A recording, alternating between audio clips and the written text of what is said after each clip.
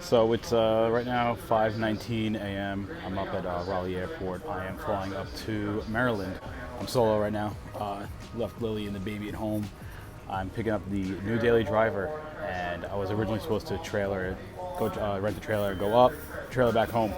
But I told myself, I was like, for a couple bucks more, I'll just fly up. It'll be a lot easier, and I can drive the car back. So we're about to be boarding in a few minutes, and then gonna head to Maryland. I got a friend waiting for me to pick me up from the airport, and then we'll be good to go. See you guys there.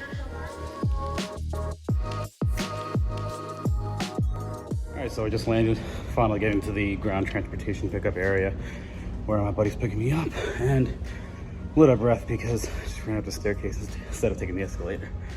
But finally here.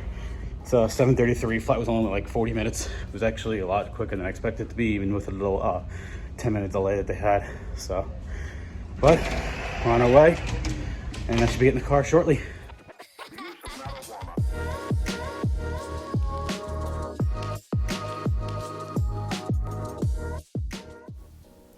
So this is actually the 300ZX that the seller owns also, and he decided to meet me at the bank with it, and this is what he gave me a ride back to the Audi with.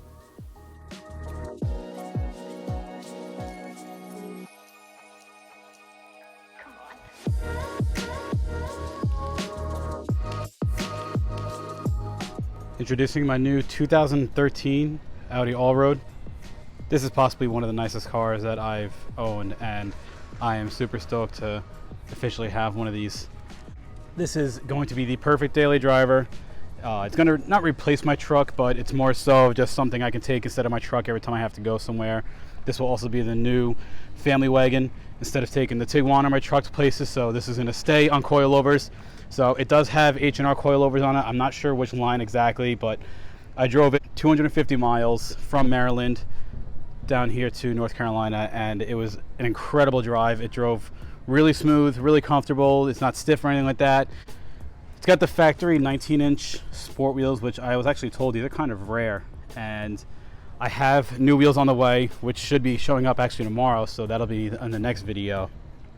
So I'll go over a couple little things on this car that it came with.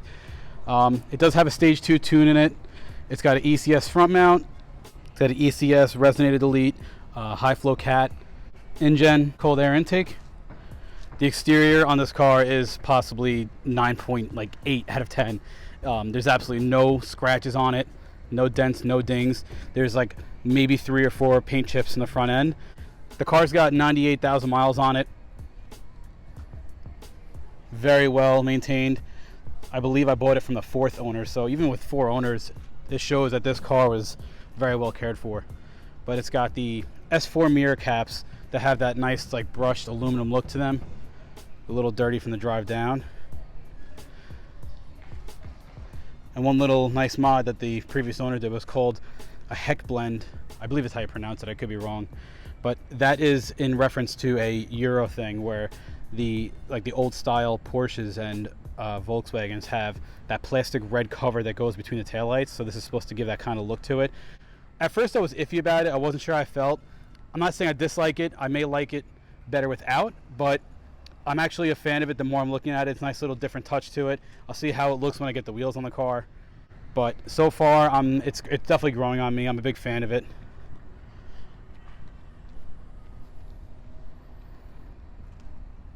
Now, when I was searching for a wagon, I was stuck between an Audi Allroad or a BMW F31, and the F31 seemed to be a little bit out of my price range.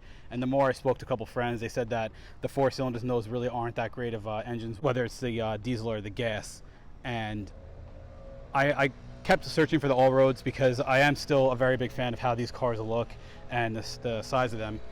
And the biggest thing for me was the amount of space that I need, because this, like, again, this is going to be the road trip car for the family. So this back end, I think there's more room back here than there is in even the Tiguan, and there's plenty of space in here for when we go on the road trip for the kitty and everything. And then one little feature I like about this is this thing tucks like this. You just pull it up, it goes up higher for more space and get it covered. You can go like that to open it up more. But one thing I was looking for when I was looking at a wagon was I was unsure of exactly what color. I was saying to myself, I really want black, but I wouldn't mind a white because white's very classy on these kind of cars. And the white with the chrome and aluminum look absolutely beautiful on this. So the other thing that really caught my eye in this car specifically was this interior.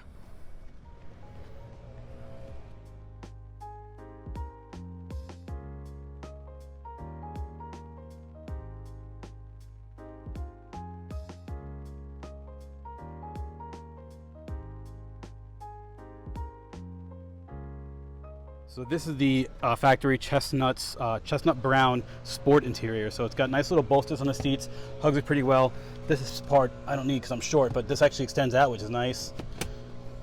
And then the previous owner did a S4 needle swap in the cluster and the gauges, which is a really nice touch to this interior.